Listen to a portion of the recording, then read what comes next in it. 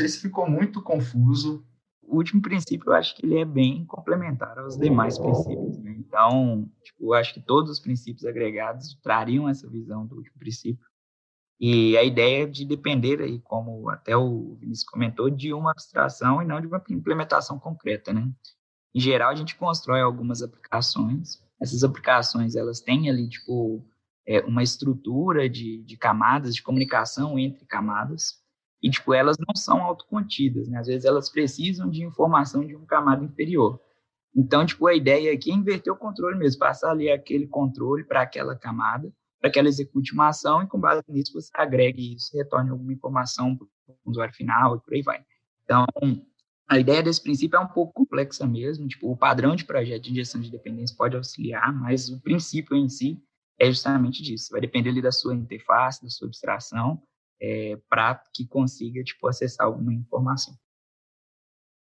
Eu concordo, acho que ele está ali no final do acrônimo, não só para formar um acrônimo bonitinho, né, mas também porque faz sentido ele estar ali em último das letras, porque ele traz muitos dos conceitos que foram apresentados nos outros princípios, né, a aplicação dele. E, por fim, também ele é uma forma uma forma específica de você deixar um baixo acoplamento entre os módulos, né? Quando você depende de abstração e não de implementações concretas, você pode acabar trocando ali sem muito esforço, né? Por exemplo, a gente pode ter ali um módulo de autenticação, então você pode ter vários submódulos ali embaixo que o módulo de autenticação depende. Por exemplo, eu quero fazer autenticação pelo LinkedIn, eu posso fazer autenticação com um usuário e senha em um banco, e aí dependendo das abstrações, fica mais simples de eu gerenciar isso, qual dependência eu vou usar para fazer minha autenticação no meu sistema, ao invés de no meu método de autenticação, instanciar especificamente o método de autenticação pelo LinkedIn. Aí pronto, eu só consigo fazer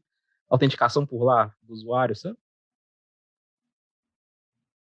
Legal. Uma coisa que eu acho que não ficou muito clara é a diferença entre inversão de dependência e inversão de controle. Isso eu não achei que ficou tão claro. Vocês podem explicar um pouco melhor? A inversão de controle, ela fala sobre você... É um princípio que fala sobre você inverter o controle.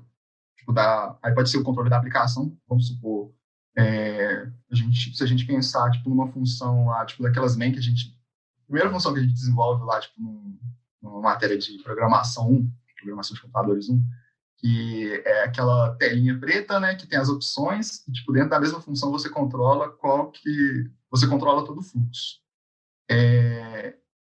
Aí você inverter esse controle tipo, por exemplo, você passar a depender, tipo, de um, sei lá, de um framework. Então, por exemplo, se você pegar a main lá de uma aplicação lá que usa Spring, ela vai ter, tipo, um run Spring Boot lá. E, tipo, você vai estar invertendo o controle, porque o controle vai vir a partir, tipo, da chamada do cliente. Então, aí na parte de inversão de dependência, é mais essa questão de você depender de uma abstração. Então, acho que os dois conceitos, eles são bem diferentes.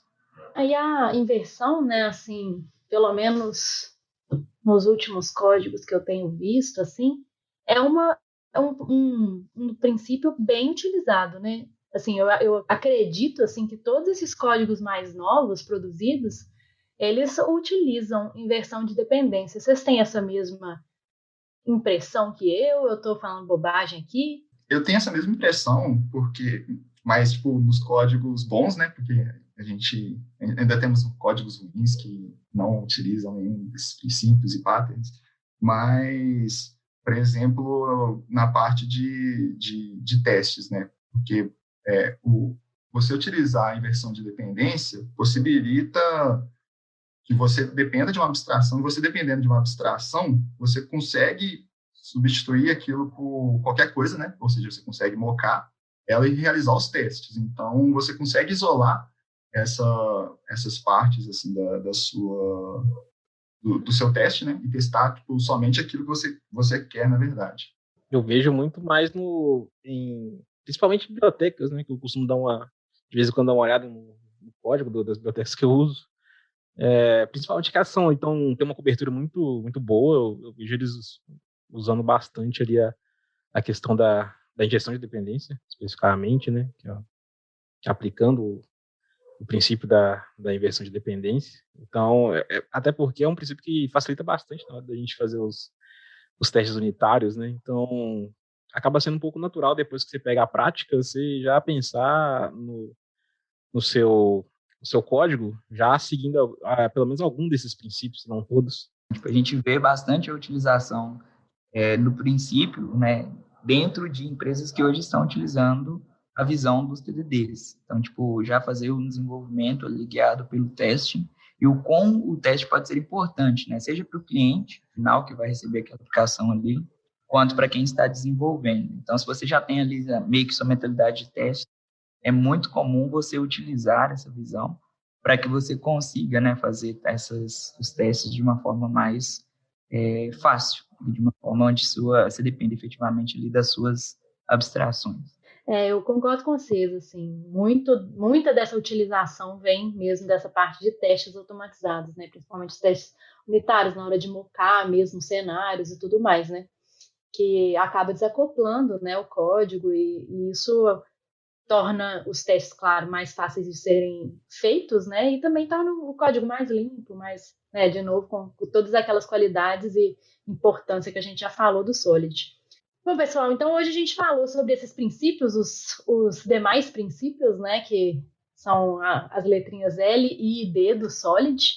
E eu queria agradecer a presença de vocês, a disponibilidade. Muito obrigada a todos que estão nos ouvindo aí até agora. E claro que esses princípios, eles são difíceis mesmo de serem explicados, mas acho que na prática, né, quando a gente vai para a prática mesmo, eles acabam ficando um pouquinho mais claros na nossa cabeça. Então, muito obrigada e até a próxima. Valeu, pessoal. Obrigado. Obrigado, pessoal. Até uma próxima oportunidade. Obrigadão. Até mais.